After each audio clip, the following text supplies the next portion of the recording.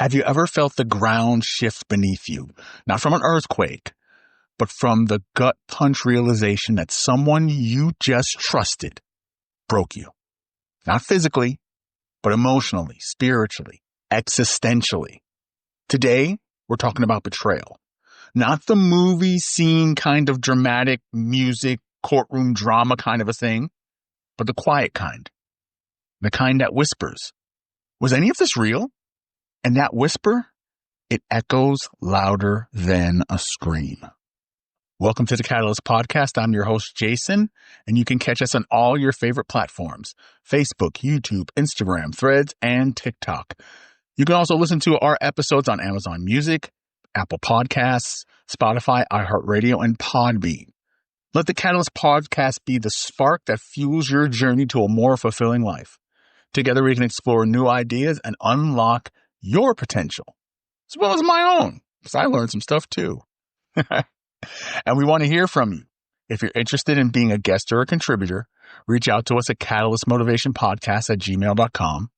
That's catalystmotivationpodcast@gmail.com. Hey, join the Catalyst community today and be part of something truly transformative. I want to welcome you to episode 101. We are on the far side, or the older side, I guess, of 100 episodes. So welcome to 101, the echo of betrayal, reclaiming your inner citadel. Thank you so much for joining us and listening, folks. This is going to be a good one. So let's get started. Okay, so let's get real. Betrayal trauma isn't just disappointment. It's a rupture, a psychic fracture. It's your internal GPS suddenly screaming, recalculating while you're spinning in a field of emotional landmines. And it's not always the big betrayals. Sometimes it's the slow drip of broken promises. The friend who ghosts, the partner who lies, the partner or the parent who never shows up. We all have a lot of that one. You know, we got to remember, they only knew what they knew, and they can only do what they can do. They didn't know any better, right? And that's one of the reasons why I tried to show up for my son as much as possible, because it's important when you show up. It really, really is. That makes me think of my grandmother used to say, it's the small leaks that sink the biggest ships. And she was on point with that. It's the smallest leaks that sink the biggest ships. And she knew a thing or two about leaky ships and pie and anisette cookies, but mostly ships.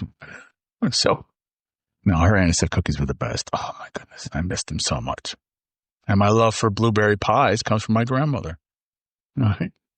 Wow. I'm really off track today. I'm really kind of going off track and staying all over the place. I want to stay focused. So let's get into this. When we're talking about betrayal, what does it do to your brain? So let's break it down. All right. We've got four things that happen when betrayal hits our brain. We have the shockwave, right? The shockwave, it hits like a punch to the soul. Denial will show up, and then rage. Then at about 3 a.m., a spiral of how did I miss this? Right? After the fact, you get the awakening, right? Then you have the narrative collapse, right? You thought you were building a future. Turns out you were building a sandcastle with your trust on your beach. You then have the trust deficit. Suddenly, everyone's suspicious, even your own reflection. Can I trust you, self? Unclear. Try again later. Right? Finally, we have the isolation. Right? Even with support, betrayal feels lonely because it's not just pain, it's an identity crisis.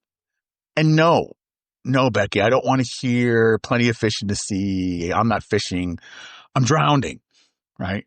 Nobody wants to hear that. Right? So Epicurus, he said, it's not what happens to you, but how you react to it that matters. Marcus Aurelius wrote, you have the power over your mind, not outside events. Realize this, and you will find strength. Let me repeat that. You, Y-O-U, yes, you have the power over your mind, not these outside events. When you realize this, you will find strength. The translation, you didn't choose betrayal, but you get to choose what happens next. So, how do we begin to pick up the pieces? Not just survive, but truly thrive after betrayal. Well, it starts with reclaiming your story, moving from the passive victim to an active protagonist. This isn't about blaming yourself ever. It's about empowering yourself. So what I'd like to do is introduce you to what I like to call the Betrayal to Breakthrough Journal Prompt. The Betrayal to Breakthrough Journal Prompt. I am all over the place today. I am so sorry. So again, the Betrayal to Breakthrough Journal Prompt. So grab a pen or your notes app or your smartphone or whatever. This one's for you. Okay. So it starts off like this. We start off with the before picture. Okay. Now in the before picture, what did you believe before the betrayal? Okay. What did you believe before the betrayal? What did trust look like? And what did you hope for? Answer those three questions. The next thing we have is the impact moment. The impact moment. Describe the moment it all cracked. Answer that question. Describe the moment it all cracked. And what did it feel like in your body? And what did your mind say? What did your mind scream at that point in time? Answer those three questions. We move on to the aftermath reflection.